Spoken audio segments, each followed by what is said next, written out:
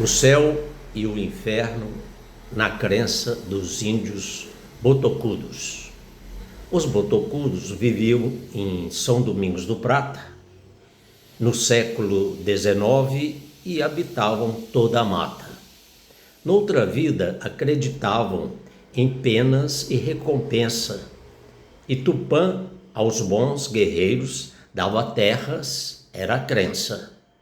A pena para os covardes era um sol abrasador, terras áridas sem sombra, era um verdadeiro horror.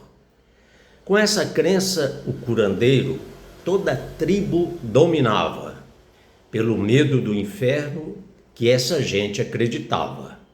Esse temor, hoje em dia, é ainda utilizado pelo nosso homem moderno que se diz civilizado.